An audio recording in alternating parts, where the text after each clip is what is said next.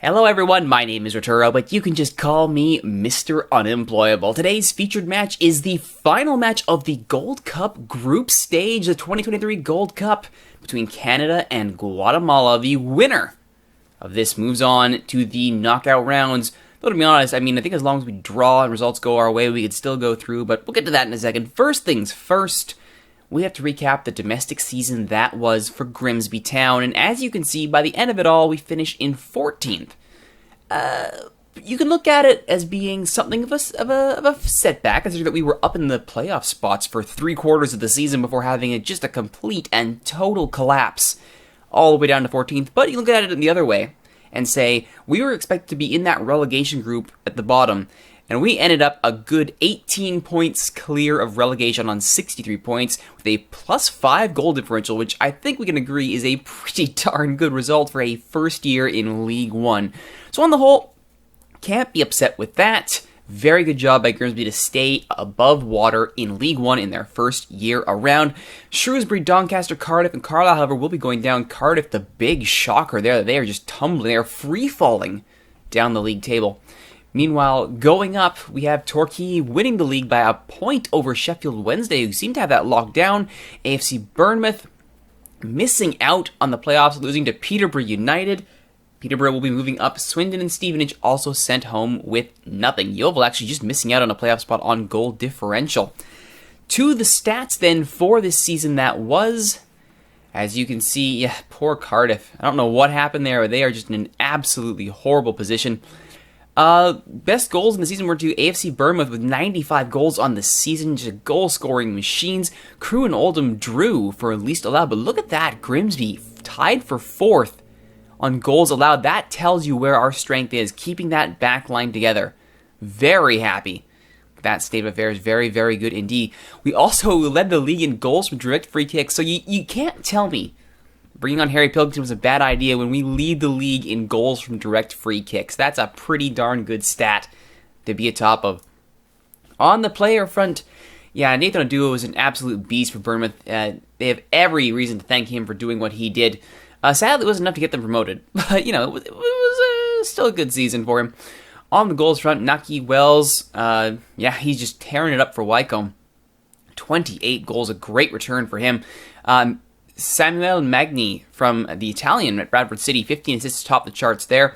Nowhere else here, I think, was there anything worth noting on the Grimsby side. No, I take that back. Robson and Grant were there for the team least goals allowed, so good for them on those defensive stats. And James McEwen, 38 allowed. That puts him second behind Oldham Athletic. He and, of course, Ian Higgins sharing those spoils. One other little thing to point out here, and I know I've mentioned Shrewsbury as having gone down this year. There is an interesting little bit of news regarding Shrewsbury that came up that I could not get away from. Shrewsbury hired Wayne Rooney. Yes, that Wayne Rooney, to try and get them back into League One. Mind blown. Wayne Rooney is now the head coach of Shrewsbury Town. So there you go, 2023, Wayne Rooney gets into management. You heard it here first. I just found that hilarious. I had to point that out. So you saw how we did as a squad in the league. The U21s actually won their group over the likes of Oldham, Bradford, Rotherham, Scunthorpe, Carlisle, Doncaster, Harrogate, York, Rockdale, Guiseley, Hyde, and North Ferriby. Grimsby Town win the U21 league. I believe that's the second time the U21s have won their group, so a great achievement for the reserves. Only the senior team could get those kind of results, just saying.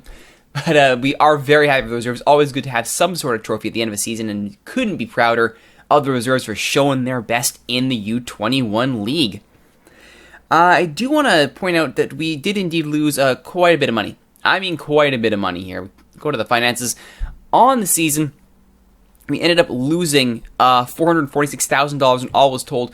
Our big giant bump at the end of it was a $995,000, just shy of $1 million in solidarity. So that offset the losses somewhat. We still lost quite a bit of money, and we currently sit at $1 million in the red. We're projected to go down to $6.3 million in the red. We need revenue. We need a lot of revenue, and I'm not certain we can get it. We do have updated sponsorships here, so I mean, we're still pulling in a decent amount of money. Oh, this new general sponsorship for 18,000 is not nothing. But we still need money. We still need a lot of money to be relevant, and I'm not sure how we're gonna do it. I mean, maybe we end up selling the team to a different owner, and he just pays down our debts and injects money to keep us going. But either that, or we fill the stadium up for every single match. That'd be nice too. Wouldn't say no to that. Still, we got a ways to go to be financially solvent, but one thing at a time. One thing at a time. Looking at the squad's performance for this season, we'll go back into the custom view there from Luke over at StatApp. There we go. All right. There we are. So, as you can see, Higgins ended the season as our starting keeper, getting his minutes, and 6.82 in form, 6.83 average, pretty darn good. He's actually about level with McCune, is at 6.82, and McCune actually took a nice pay cut down to 2.5. Very happy with that. Very nice indeed. On the whole, our best rated players were Sean Scott and Tolga Ceylon. Not a shocker. Scott just coming back from that horrific injury that killed his season and really set back his development. But at 22, he should bounce back. Still, 13 goals, 5 assists, a great job from the 22-year-old. He has cemented his place in this team. Tolga Ceylon, you'll notice, has officially been brought over. We have locked him down. He is ours. Had to pay a bit of a transfer fee to get him, but $4,500 a week is at least what he deserves. So we are paying through the nose for him, but Tolga Ceylon is now ours for the foreseeable future till 2025. Very happy to have such a key piece of the squad locked down. 10 goals, 5 assists. That's definitely production we could not afford to lose next season. Harry Hickford, our best defender at 6.94 in 36 appearances, 2 goals, 3 assists. Very happy with his performance this year. Tom Eves, in a year in which he will be leaving us, we cannot get him to agree to a new contract, and that's just fine by us. He's still way too expensive. He did produce 6.93, pretty darn good, but he is now past his prime at 31, and it's time to say goodbye to Tom Eves. Neil McGoldrick, Thomas Robson, Harry Pilkington, all good seasons. 8 goals, 11 assists from Terry Pilkington. Who thought he'd be the setup man? You could have sworn Scott would be the setup man, but Pilkington, 8 goals, 11 assists, did quite good from that area of the park. Brannigan, actually, 6.85, not too shabby himself, though he is certainly now surplus to requirements. Considering we have Tolga Ceylon on he is far worth his money. Brannigan is not. Brimmer is finally hit his potential, 3.5. So happy that also was international appearances. Who knew? 25-year-old, 6.84 average. Very nice indeed for the D-mid. And Matt Parker did okay on loan, but we're going to try and cut him as soon as possible. His salary is not conducive to his future here, and we wanted to get rid of him anyway. Speaking of people conducive to staying here, I think that the transfers here from the very recent past for this offseason, we have some people to talk about. Tolga Ceylon, as you know, 30,000 brought him from Arsenal. Ryan Yates, Andy Keeling, and Corey Longstaff are our free transfers for the season, having brought them from Leyton Orient, FC Bournemouth, and Middlesbrough, respectively. Yates is a central midfielder with a view to be sort of that Lewis Hornby deep-lying playmaker role. Looking at his physical stats, that is obscenely good. And a 15 passing, he shouldn't be too bad either, so he's got on $3,500 a week. Hopefully he can perform. Andy Keeling from AFC Bournemouth as a fullback. He's basically replacing Matt Parker on a much better salary, and I like his potential. So he should hopefully be our new right back. And Corey Longstaff, our new all-purpose D-mid defender midfielder. He counts as an advanced playmaker. But with tackling 11, I see him slotting into a D-mid role as well. So, even a ball-winning role would be great as well. The point is, he can play all over the place. We got him for nothing out of Middlesbrough. I'm very happy to get him. He's locked down until 2028 for $1,300 a week. That's going to be a great piece for us going forward. One final little quirk I wanted to point out here. They announced the top 5 jersey sales from the season. I found this hilarious. Pilkington was number 1. That makes sense. Quinn, number 2. Well, again, he's a legend. Why not? Number 3, Callum Ainley. Callum, 6.66 Ainley. Callum, no goals and 1 assist in 17 appearances Ainley. 3rd best-selling jersey. Okay. Number 4, Ryan Carroll. Again, he's a fixture on the team. That makes sense. Hard-working midfielder. And number 5, apparently my crowd are knowing something that I don't. Alan Ambler, 5th highest-selling jersey. I think they want this kid to do well, and goodness knows I want him to do well too. He's still got potential. He's hit a full 2 stars. I hope something comes from this 18-year-old. 2 assists for the year for the youngster. Let's hope he can improve on that as he begins his professional career in earnest. All right. That's the state of the domestic front. Let's get to our featured area of today's episode over in Canada's national teams. First off, the U20s. in their group, they got out. Unbelievable. 2 wins and a loss. They beat South Korea and Uruguay, lost to Belgium. Not a shocker there. But plus 2 goal differential, 6 points. Canada come in second. An amazing result for the U20s. So happy with them. Very, very good indeed. Oh, that's such a good result for them. They will move on to the quarterfinal. And they get Colombia. Ooh, that's going to be nasty.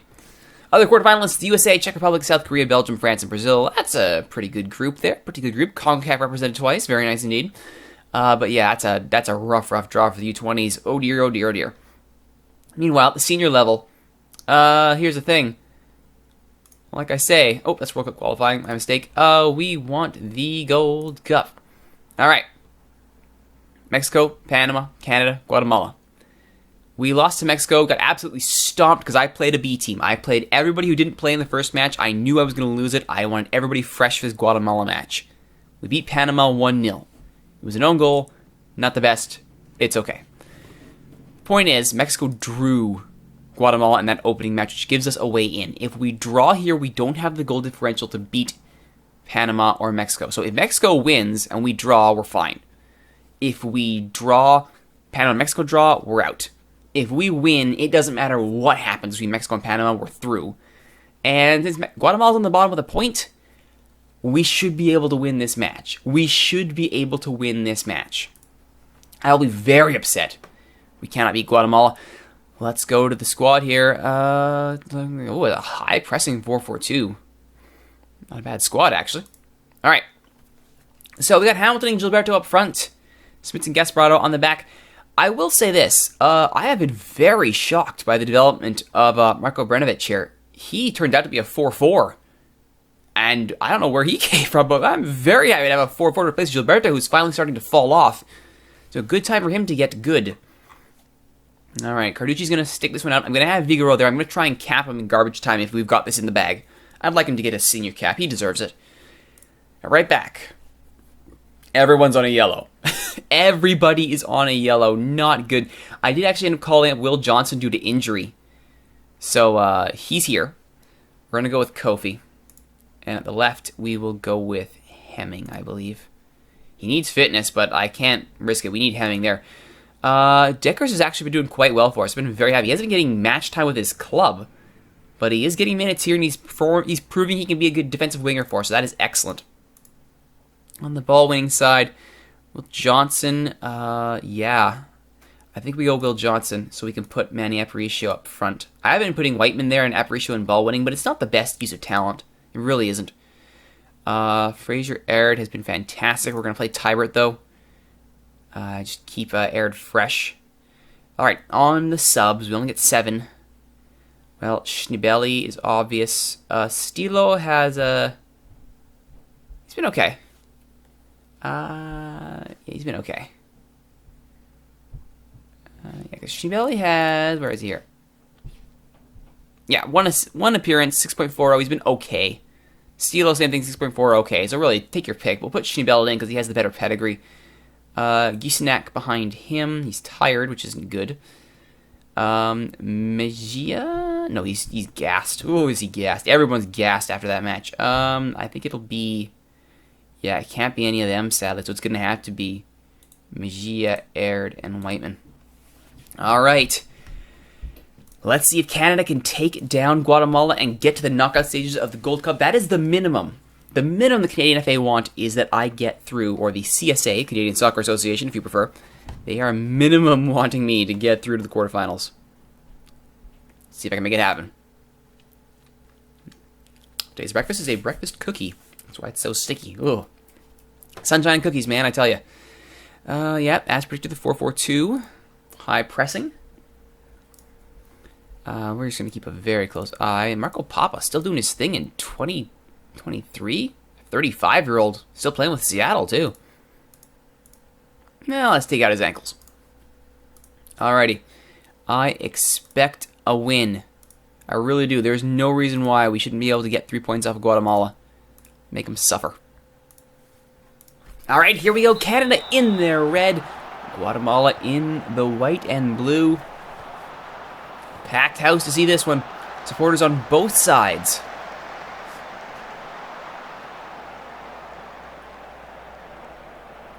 Throw in here for Smits. Deckers plays in Gilberto. There's the cross. Finds Tybert, saved! I will say this, Canada's been getting plenty of chances this tournament, and they've been stopped by some incredibly hot goalkeepers. Hopefully that does not bear true again here. Smits in close over the bar. We're getting our chances early, though. That's good to see. Already out shooting them 4-1. That is the kind of performance I like to see. Papa's free kick hits the wall. Johnson goes long. Nobody there. Solid defending there by Canada.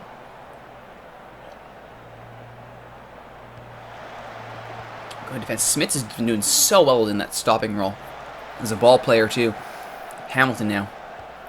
Oh, he tried his luck. That would have been a good goal. That would have been good. Sadly, just couldn't get it on target.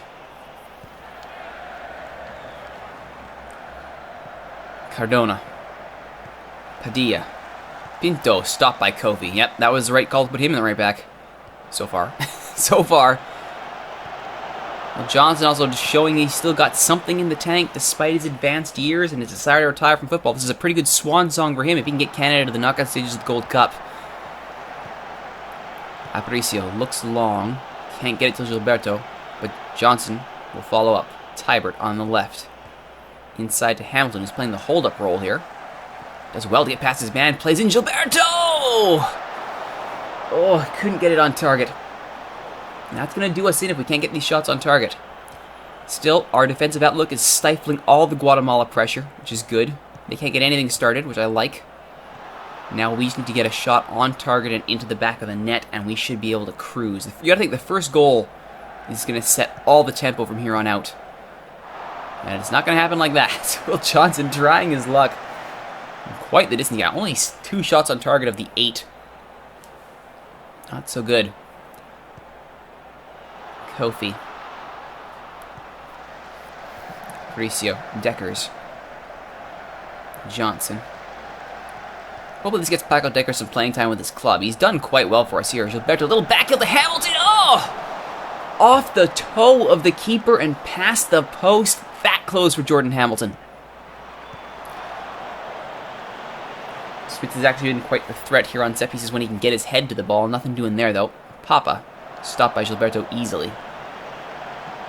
Canada will clear only as far as Cordon. Papa will get a second crack at it, but that's blocked again, and Hemming goes back upfield. Hamilton controls with 3 men on him. Goes out wide to a wide-open Deckers. He's got space here.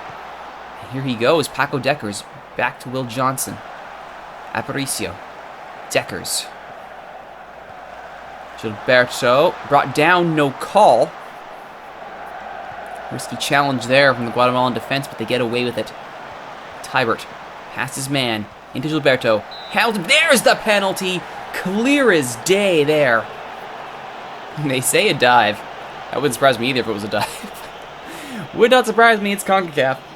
But regardless, we get our penalty. And to take it, I believe that's Gilberto. No, it's Will Johnson, the captain. Buries it. A goal from the spot for the captain. He will leave this tournament with something in his back pocket. And we're in first. Is it still a draw? Let's take a look at the table here. It currently... Oh, they haven't even played yet. The games are at the same time. Come on now. Come on. Simultaneous games. Come on. Go. Oh, Jordan Hamilton. He wants more. Brought down again. That was a good tackle, and Gilberto just misses. Jordan Hamilton. My goodness. Ariaza, I should say. Smits as well to get to that, but Papa follows up. Padilla. Cardona. Gomez. Papa. Guatemala with a decent bit of possession here, but Timer gets a foot in and says no. There's a good-looking ball, but Pinto is blocked, and Canada go the other way. Gilberto holds up. Will Johnson, the goal scorer and the captain. Tybert looks with a nice ball, actually. Hamilton cuts inside to see it at the last second. There's a hopeful shot. And that had some bend on it, too, but not enough. Shots are 12-3 Canada. They deservedly lead this match. Kobe does well to snuff that out. Gilberto gets past his man, crosses Hamilton's header over over the bar. Just needed to get that down. Hamilton's free kick now. Oh, it's a delicious free kick. Oh my goodness. What a strike from Jordan Hamilton. 2-0 Canada. Let's look at this. Oh, lovely. Splits the wall. Shades of Pedro Morales versus the Seattle Sounders on Saturday, August 1st. Oh, that was a great match. Anyway, 8.2 for Hamilton, and rightfully so. Goal for him, assist for Gilberto. Set up by Paco Deckers as well on the that ball, the foul to win the ball, I should say. Very, very good indeed. All right. We gotta make sure we don't throw this away. 2-0 is great. Goal from a set piece and goal from a penalty kick are fine. I'd love one from the run of play. Although, do you consider a set piece a run of play? I don't. The play isn't running, it's a dead ball. Still, 2-0 to the good. It's a very, very nice result for Canada. Hamilton tries for 2. Not good there.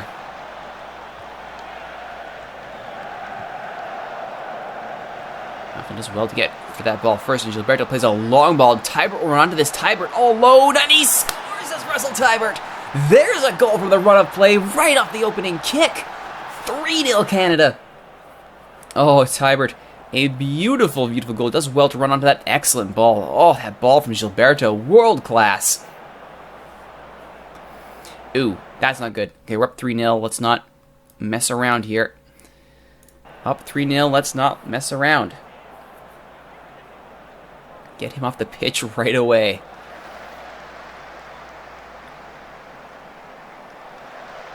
I think I'll swap. Gilberto's been doing well in that holding role. Paco Deckers is our secondary free kick taker here. Blocked and taken down. Not quite the result they wanted, but all of Guatemala were defending. That should be easy for Carducci to grab, and he will. 19-4 the shots. 3 clear-cut chances, 3 goals. That's a good conversion rate. Alright, who do we have to do some sub-duty here? Aird, I think, is the... Aird and Whiteman, I think, are the go-to picks here, but we only got time for one of them, because I want Figueroa getting minutes here. I mean, we're up 3-0. Probably a safe time, up 3-0. Second half. You can bring on your backup keeper, get him a cap. Tybert steps inside, does well to have possession. Goes back to Brenovich. Brenovich! Well wide.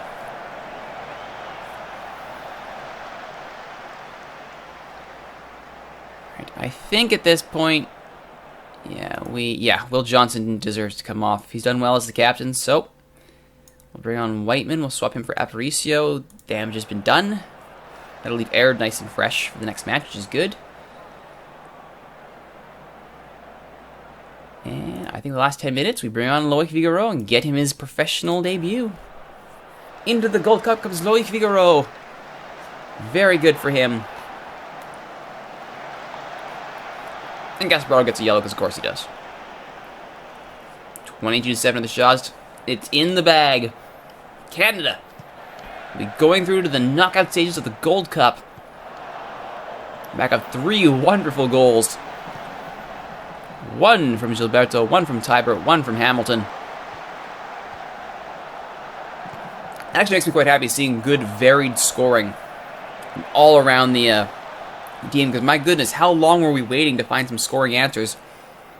To be fair, this was Guatemala, but at the bottom of the group, it's kind of expected we should beat them. I still like seeing a 3-0 result, considering our Panamanian win was with an own goal, and we got stomped by Mexico 4-1. Though, should be said, that one goal was a beauty by Jordan Hamilton.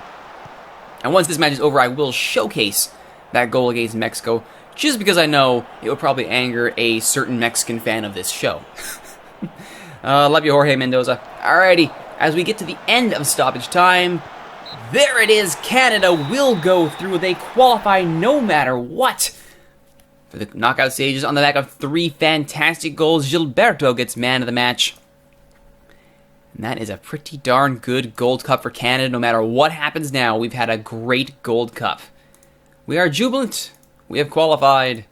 Gilberto did great. and we are on course. Let's quickly take a look at that goal from the 4-1 loss to Mexico before we leave today's episode. Jordan Hamilton in the 71st minute. It was a consolation goal, but it was a beauty.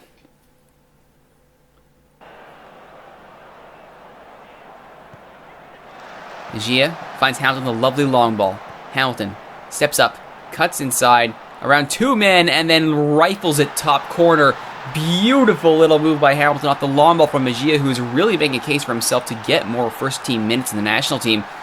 A lovely goal by Jordan Hamilton. And it turns out, didn't matter that we lost 4-1 or 4-0. Canada are going on to the next round of the Gold Cup.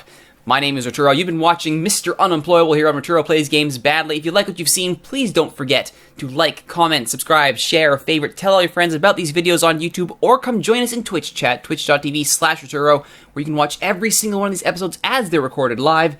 Looks like today Twitch chat are talking about the Fox broadcast team for the Portland Timbers or Portland Thorns. All right, you be you, Twitch chat. My name is Rituro. You can just call me Mr. Unemployable. Thanks for watching, everybody. We'll see you next time. Twitch chat, you so crazy. Twitch chat, you...